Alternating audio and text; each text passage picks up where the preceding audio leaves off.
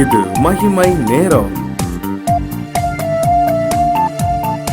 கர்த்தராகிய இயேசு கிறிஸ்துவின் நாமத்தினாலே மீண்டுமாக மகிமை டிவி நேயர்கள் அனைவருக்கும் என் அன்பான காலை வணக்கத்தை தெரிவித்துக் கொள்கிறேன். இந்த மகிமை நேரம் நிகழ்ச்சிக்கு உங்களை அன்போடு கூட வரவேற்கிறேன். நாம் தொடர்ச்சியாக ஏசாயா 60ஆம் அதிகாரம் முதல் வசனமாகிய எழும்பி பிரகாசி உன் ஒளி வந்தது, கர்த்தருடைய மகிமை உன் மேல் உதித்தது என்று சொல்லி, கர்த்தருடைய மகிமை நம்மேல் உதிக்கும் பொழுது நாம் பிரகாசிக்கிறோம். ஏனென்றால் கர்த்தர் நம்மை பிரகாசிப்பிக்கிற தேவனாய் இருக்கிறார். அவர் பிரகாசிப்பிக்கிறதினாலே நாம் பிரகாசம் அடைகிறோம் என்று சொல்லி, நாம் எந்த விதத்திலெல்லாம் நாம் பிரகாசிக்கப்பட முடியும் என்று சொல்லி நாம் தியானித்து கொண்டே வருகிறோம். அவர் கர்த்தருடைய மகிமை நம்மேல் வரும் பொழுது அவர் நம்மை அன்பிலே பிரகாசிக்க செய்கிறார், அறிவிலே பிரகாசிக்க செய்கிறார், அழகிலே பிரகாசிக்க செய்கிறார், அனுபவத்திலே பிரகாசிக்க செய்கிறார், அந்தஸ்திலே பிரகாசிக்க செய்கிறார், அபிஷேகத்திலே பிரகாசிக்க செய்கிறார் என்று சொல்லி பார்த்தோம். இந்த நாளிலும் அழைப்பிலே பிரகாசிக்க செய்கிற தேவனை நாம் பார்க்க போகிறோம். நமக்கு என்று தேவன் ஒரு அழைப்பை ஒவ்வொரு மனிதனுக்கும் தேவன் இந்த உலகத்திலே நம்மை சிருஷ்டித்து அனுப்பும் பொழுது ஒரு அழைப்போடு ஒரு நோக்கத்தோடு நம்ம இந்த உலகத்திலே அனுப்புகிறார். ஒவ்வொருவரும் ஒரு நோக்கத்தோடு படைக்கப்பட்டவர்கள். அப்படியானால் நமக்கு நியமிக்கப்பட்ட அந்த அழைப்பிலே, நமக்கு கொடுக்கப்பட்ட அந்த அழைப்பிலே நாம் பிரகாசிக்கிறவர்களாய் இருக்க முடியும். ஏனென்றால் கர்த்தருடைய மகிமை அதை நம்மை பிரகாசிக்கிறவர்களாய், அழைப்பிலே நம்மை பிரகாசிக்கிறவர்களாய் இருக்க செய்கிறது. அப்படியாய் இந்த வேதத்தில் பிரகாசித்த ஒரு மனிதனை, ஒரு நபரை நாம் பார்ப்போமானால் அது யோவான் ஸ்நானன். யோவான் ஸ்நானனை குறித்து கர்த்தருடைய வார்த்தை சொல்லுகிறது, அவன் எரிந்து பிரகாசிக்கிற விளக்கா இருந்தான் என்று சொல்லி.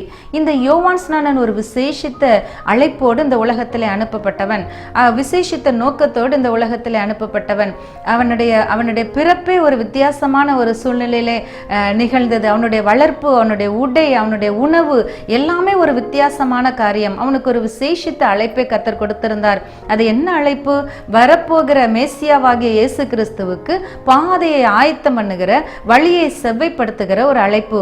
வனாந்தரத்திலிருந்து கூப்பிடுகிற சத்தமாக அவன் அழைக்கப்பட்டிருந்தான். அந்த அழைப்பை நிறைவேற்றும்படியாக தேவன் அவனை இந்த உலகத்திலே அனுப்பியிருந்தார்.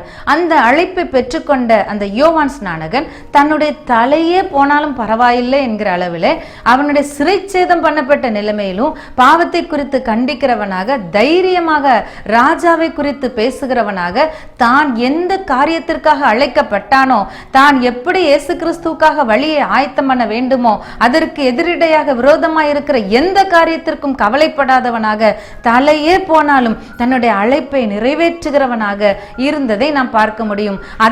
அதனால்தான் கர்த்தருடைய வார்த்தை அவனை குறித்து சொல்லும் பொழுது அவன் எரிந்து பிரகாசிக்கிற விளக்கா இருந்தான் என்று சொல்லி சொல்லுகிறது. அப்படியானால் அவனுடைய அழைப்பிலே அவன் பிரகாசித்தான் என்று சொல்லி நாம் பார்க்க முடிகிறது.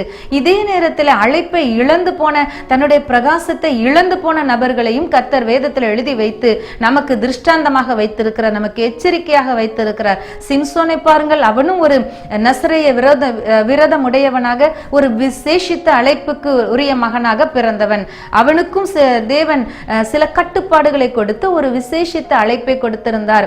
ஆனால் அவன் தன்னுடைய அழைப்பை உதாசீனப்படுத்திவிட்டு அதை வித்தியாசமாக அல்ல, தேவன் வைத்த திட்டத்திற்கு விரோதமாக அவன் செயல்பட்டு அழைப்பை இழந்தது நிமித்தமாக அவன் கண்கள் பிடுங்கப்பட்டு ஒரு அகோரமான ஒரு முடிவை சந்தித்தவனாக நாம் அவரை காண முடியும். அப்படியானால் நம்முடைய அழைப்பை நாம் காத்துக்கொள்ளும் போது, அழைப்பிலே நாம் பிரகாசிக்கும் பொழுது, அழைப்புக்கு நாம் அர்ப்பணித்துக் கொள்ளும் பொழுது, நம்மை குறித்த நோக்கத்தை தெரிந்து கொண்டவர்களாக, நம்மேல் உள்ள அழைப்பை புரிந்து கொண்டவர்களாக அதற்கு நாம் அர்ப்பணித்துக் கொள்ளும் பொழுது கர்த்தர் நம்மை பிரகாசிக்க செய்கிறவராய் இருக்கிறார். நாம் யூதாசை குறித்து பார்க்க முடியும். இயேசு கிறிஸ்துவனுடைய 12 சீஷர்களில் ஒருவனாகிய இந்த யூதாஸ் காரியத்தும் 12 சீஷர்களோடு ஒன்றாய் இருக்கும்படி அழைக்கப்பட்டவன். தேவனுடைய நாமத்தை, தேவனுடைய மகத்துவத்தை, இயேசு கிறிஸ்துவனுடைய வாழ்க்கை முழுவதையும் கண்ணார கண்டு அவரோடு களி கூர்ந்து வாழ்ந்திருக்கும்படி அழைக்கப்பட்டவன்.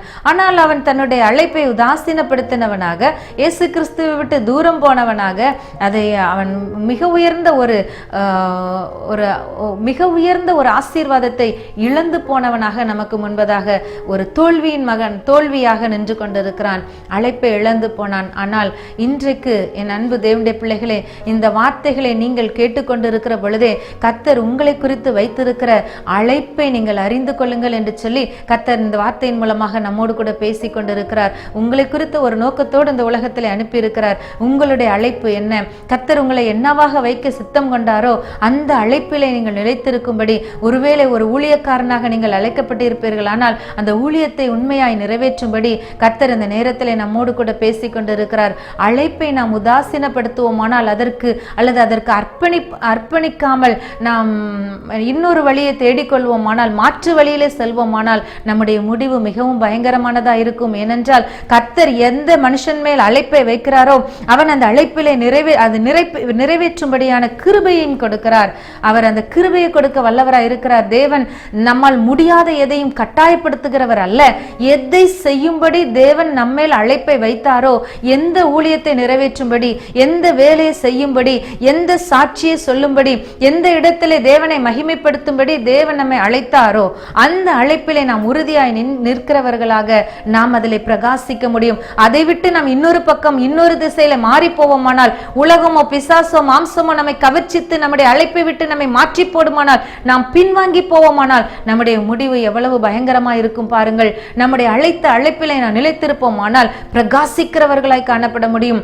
எழும்பி பிரகாசி, உன் ஒளி வந்தது, கர்த்தருடைய மகிமை உன் மேல் உதித்தது என்று சொல்லி கர்த்தருடைய வார்த்தை இந்த நாளிலே உன்னை குறித்த அழைப்புக்கு உன்னை அர்ப்பணித்துக்கொள் என்று சொல்லும்படியாக மீண்டும் மீண்டுமாக நம்மோடு கூட பேசிக் கொண்டிருக்கிறது.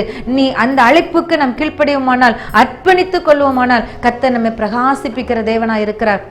நம்மை பிரகாசிக்க செய்ய வல்லவராய் இருக்கிறார்.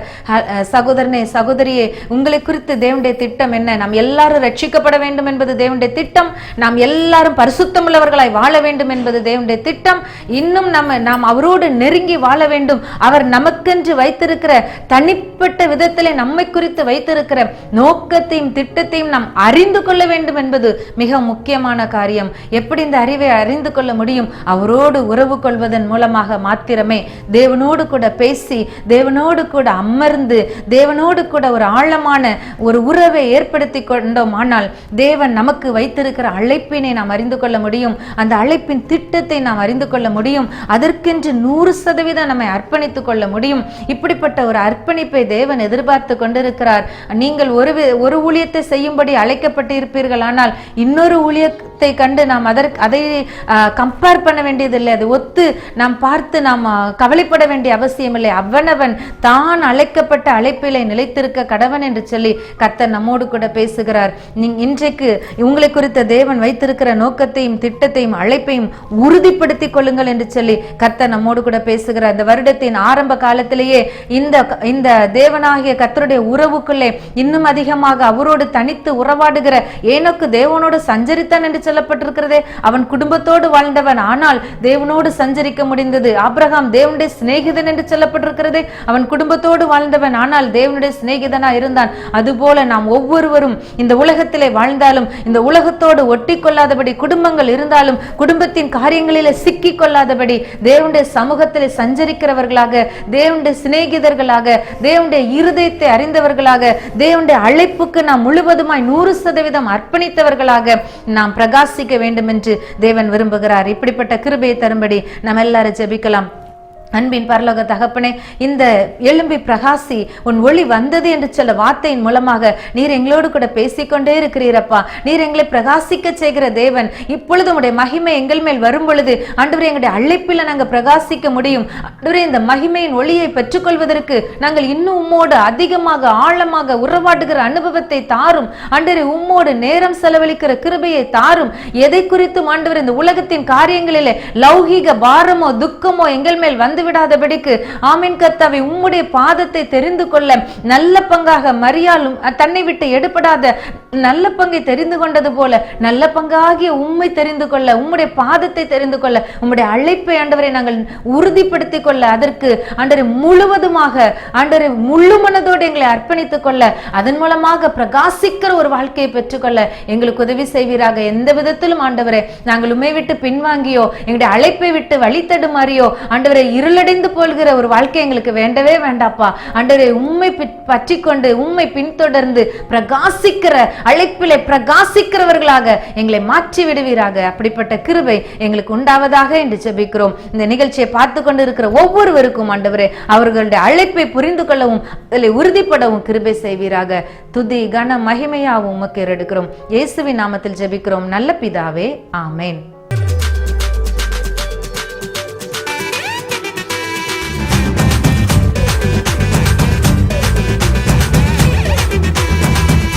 மகிமை மகிமை மகிமை மகிமை மகிமை